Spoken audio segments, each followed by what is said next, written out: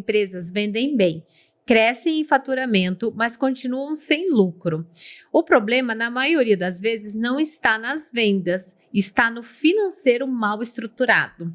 Eu sou Gisele Kuhn e você está no podcast da Mentoria Visão 360, um espaço criado para os mentores trazerem seu conhecimento e te dar clareza no seu negócio. No episódio de hoje, vamos falar sobre financeiro estratégico, classificação de contas, fluxo de caixas e gestão tributária, e decisões que protegem o seu lucro e o da sua empresa.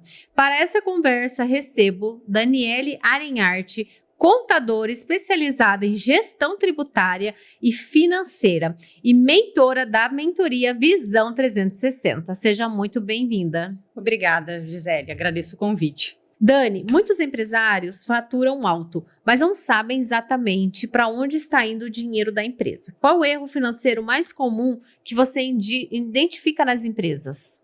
Eu identifico, geralmente, o erro está na estrutura do financeiro da empresa. E aí, quando eu entro nas empresas, o que eu faço primeiramente? Primeiramente, sempre, isso é uma rotina de praxe, é uma consulta de diagnóstico. E através da consulta de diagnóstico, eu consigo realmente identificar aonde que está a dor da empresa. Uhum. E muitas das vezes acontece uma simples classificação de contas, ou então uma falta de separação adequada de o que é custo, o que é despesa, ou então a separação das contas de pessoa física, pessoa jurídica, porque por mais que seja algo muito comum na área financeira, acontece muito dentro das empresas ainda, essa falta de organização financeira dentro das empresas. Eu acho que isso está dentro da micro, da macro, em todo lugar, né? Em todas as empresas. E aí o que acontece? Quando nós não temos uma organização financeira de custos, despesas, de separação, pessoa física, pessoa jurídica, correta classificação nas contas, acaba interferindo em um correto fluxo de caixa, uma correta demonstração de resultado do exercício. E aí a gente já evolui para algumas coisas mais avançadas, como KPIs e assim por diante. Certo. E por que a correta classificação de contas é tão decisiva para que o empresário consiga tomar decisões estratégicas e não apenas operacionais? Bom, veja bem, Gisele, se o empresário, por exemplo, se quando chega uma despesa dentro da empresa, uma despesa, um custo, enfim, a informação chegou dentro da empresa através de uma nota fiscal de compra, uma nota fiscal de venda ou outro documento. Se nesse momento é feita uma classificação equivocada através do software de gestão da empresa, isso vai repercutir um relatório inadequado. Repercutindo um relatório inadequado, o gestor vai enxergar de uma forma alterada aquela informação e ele vai tomar uma decisão equivocada, baseado naquilo que foi dado de entrada dentro do software de gestão referente referente àquele determinado dado, referente àquela determinada despesa ou receita e assim por diante. Então, assim, essa classificação correta, ela é o que vai interferir na tomada de decisão final do gestor. Então, começa lá na ponta. Então, se essa classificação não é feita já na entrada de forma correta, a decisão também pode ser tomada de forma equivocada depois. E olha, uma coisa que eu vejo que é muito comum dentro das empresas, não há uma estruturação. É incrível como é tão importante você saber do financeiro da sua empresa e é o último a ser olhado. Sim. Por que acontece isso? Por que o empresário, ele deixa... Será que é por medo de ver a realidade do negócio dele? Ou ele só olha números, mas sem entender e ele acaba deixando? Como que você entende isso? Eu entendo que no financeiro existem dores, tá? Dores.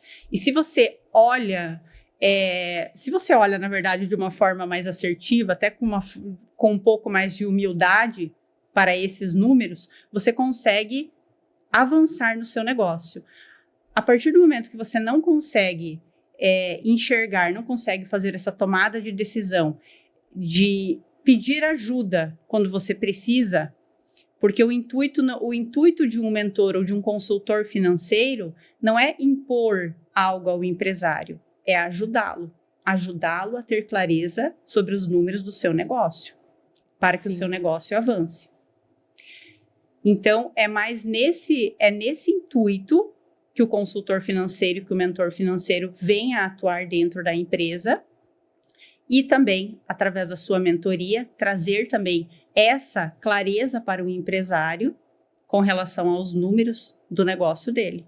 Sim, muito bacana isso, porque eu acho que isso está em todos os fatores, né? Eu já estive analisando casos, por exemplo, que eu acredito que você passou muito por isso, né? Chega na empresa, não tem nenhum controle financeiro.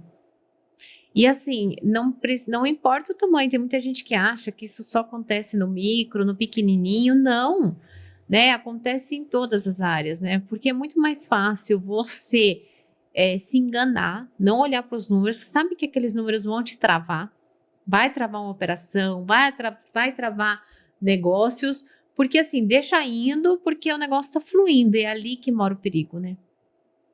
Esse fluir pode ser um pouco utópico às vezes, né? É. Então, assim, empresas que têm um faturamento ali na casa de 1 milhão, 3 milhões, se ela não tem um controle financeiro, se ela não tem clareza total sobre os seus números, 100 mil reais, ela pode estar perdendo muito facilmente todos os meses. Isso. Muito facilmente, por uma falta de clareza nos seus números. É verdade isso. E o fluxo de caixa, Dani, é tratado como algo simples, mas você defende que ele é um instrumento de gestão, como um fluxo de caixa bem estruturado, muda o rumo da empresa? Totalmente, totalmente. Então, primeiramente, você precisa ter uma base bem estruturada, e depois dessa base, a gente evolui para fluxo de caixa, demonstração de resultado do exercício, orçamento e assim por diante. Não adianta você, por exemplo, você falar em fluxo de caixa se você não tem nem classificação correta das contas. E o financeiro, ele engloba também na precificação? O financeiro engloba também a precificação. Então, como que você atua isso nas empresas? As empresas, no caso, elas precisam ter essa base bem estruturada para aí sim entrar na parte da precificação dentro da empresa. Uhum. E no caso assim, por exemplo, vamos dizer que eu tenha um negócio, o aluno ele tenha um negócio de venda de água, né? Algo que o que vai determinar o preço? Determina vários fatores, né? Como o público que quer atender, o que você quer atingir, mas é um conjunto de coisas que determinam como que eu vou pegar aquele custo fixo, aquele custo daquele produto e qual vai ser, quanto eu preciso vender, o que engloba isso?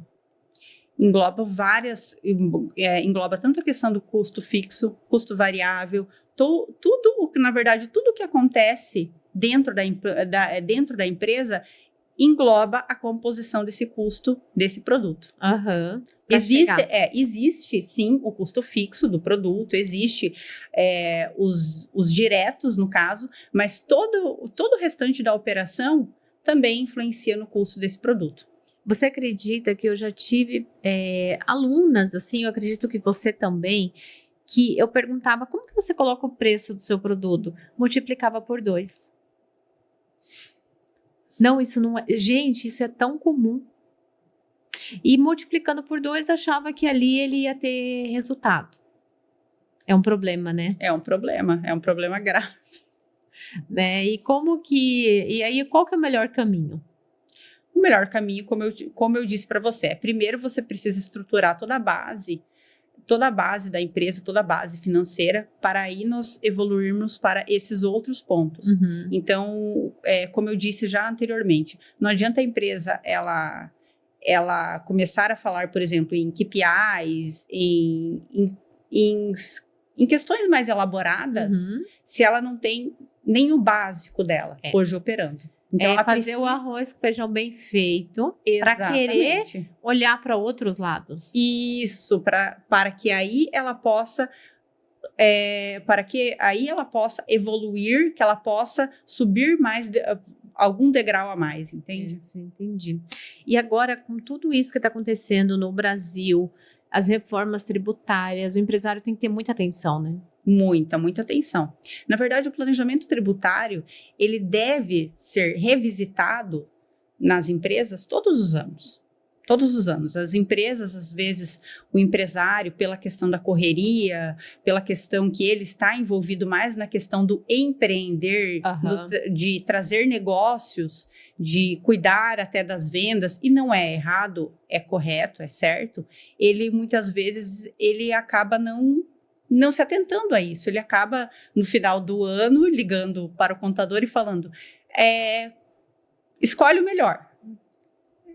Entende? Na grande maioria das vezes ocorre isso. Mas o que deve ser feito sempre no final de cada exercício? Você deve revisitar os números da sua empresa, verificar o que você teve de mais, o que você conseguiu, na verdade, o que a sua empresa teve naquele regime tributário durante o ano, e isso, como que seria nos outros regimes tributários, e diante disso, ela fazer uma escolha mais assertiva para o próximo ano calendário. E me diz uma coisa, já partindo desse assunto, né, como a falta de planejamento tributário compromete o lucro e trava o crescimento da empresa, mesmo quando elas estão vendendo bem? Foi o que eu acabei de falar, né? Se ela faz a escolha do regime tributário de forma adequada no início do ano, ela consegue, na verdade, ter uma carga tributária menor e, com isso, ela consegue aumentar o lucro dela e o faturamento dela também. E a gente sabe que... O faturamento não, o lucro, no caso. E eu, na verdade, assim, eu já tive negócios pequenos e muitas das vezes, diante, como você falou, o dia a dia, a gente não olha o que a gente está pagando. A gente não olha, por exemplo, é porque cada produto tem um ICMS, tem os seus tributos, né? E escolha de estado, não, vou comprar desse estado porque no estado de São Paulo eu vou ter um melhor, então meu fornecedor, eu vou buscar fornecedor em São Paulo, não, vou buscar fornecedor em Santa Catarina porque eu tenho um benefício. Isso pouco é olhado, né, para o negócio. Os empresários, eles não têm essa visão de olhar o que pode ser avaliado para ter um crescimento maior, poder investir mais em produtos, né? O que você diz para esse empresário? Bom, as empresas maiores, elas já têm toda uma equipe, elas já têm os setores estruturados dentro e elas já olham isso. Mas as empresas, as pequenas e as médias, muitas vezes elas não conseguem olhar para isso. Elas não conseguem ter aquele tempo de sentar no final do mês ou durante a semana e olhar para esses dados. Muitas vezes elas não possuem clareza sobre essas informações. Sim. O contador, você é contadora? Sim. O contador, ele também, muitas vezes, ele faz o trabalho dele e, muito claro, o gestor, ele precisa ir até o contador, perguntar, se informar, né? Sim. Porque muito é deixado só na mão do contador. Sim. E acaba que não há essa conexão que deveria haver para entendimento da empresa. Porque o contador, ele não é um consultor, ou é? Como que é? Qual que é o papel do contador dentro da empresa que ele pode auxiliar? Porque você, como consultora empresarial, financeira, você entende que isso facilitaria o trabalho do gestor ou não? Ele precisa, ele mesmo, buscar os números? Eu acredito que tem uma falta de comunicação. Eu acredito que o contador, sim, está disponível para esclarecer os dados do empresário. Eu acredito que o empresário, sim, precisa e quer estas informações, mas eu acho que falta, às vezes, uma ponte ou uma falta de comunicação. Apenas isso. Falta se comunicar ali, Isso, né? Falta comunicação, realmente. É verdade. E como eu queria que você deixasse uma mensagem, né, para o empresário que está assistindo, como que ele pode melhorar os números do negócio dele através, tendo mais clareza financeira? Bom, primeiramente, ele precisa estar disposto a olhar para os números da sua empresa. Segundo, caso ele verifique, ele constate que ele precisa de uma ajuda, que sim, que ele procure um profissional especializado que o ajude nesse momento. E esteja disposto, porque a partir do momento que ele se dispôs a olhar para os seus números, a chamar alguém especializado, várias coisas vão aparecer. Várias coisas vão aparecer, várias porém... surpresas. Várias surpresas tendem a aparecer. Porém, eu não vejo isso como algo ruim. Não, a isso Gisele. Salva a empresa. Eu acho que isso salva a empresa. Isso é algo que vem a trazer realmente algo novo para a empresa. A empresa, na verdade, que antes... eu digo para você assim, que o empresário, quando ele chama o consultor, ele muito provavelmente... ele não tenha se dado conta ainda, mas ele está enxergando os números dele com uma cortina na frente, como se fosse uma cortina de fumaça, só que antes de ele pedir ajuda, ele fala, eu consigo. Mas a partir do momento que ele tenha clareza, que ele tenha consciência que ele precisa de ajuda, ele enxerga essa cortina de fumaça, ele não sabe o que tem lá atrás. Mas conforme avança-se com as mentorias ou com as consultorias, essa clareza vai surgindo, essa clareza vai aparecendo. Ele vai conseguindo. Vai conseguindo isso. E aí, com certeza, aumenta a lucratividade, aumenta as clarezas, as tomadas de decisões são mais assertivas. Sim. E tudo flui de uma melhor forma possível. Olha só. Esse é um dos pilares mais importantes, finanças dentro de um negócio. E a Dani vai estar na mentoria Visão 360, auxiliando, trazendo clareza, educando. E eu tenho certeza que vai mudar muito o mindset dessas mentoradas, esses mentorandos dentro da Visão 360. Quero agradecer você pela sua presença. Quero que você deixe uma mensagem para quem está assistindo e nos vemos na mentoria Visão 360. Obrigada, Gisele. Bom, eu venho aqui convidar todos, quem ainda não se inscreveu, se inscreva para a mentoria Visão 360 e através das aulas, de todos os módulos, o empresário com certeza ele sairá com mais força sobre os seus negócios, tendo uma visão, realmente uma visão 360 dos seus negócios. Muito obrigada. Obrigada, querida.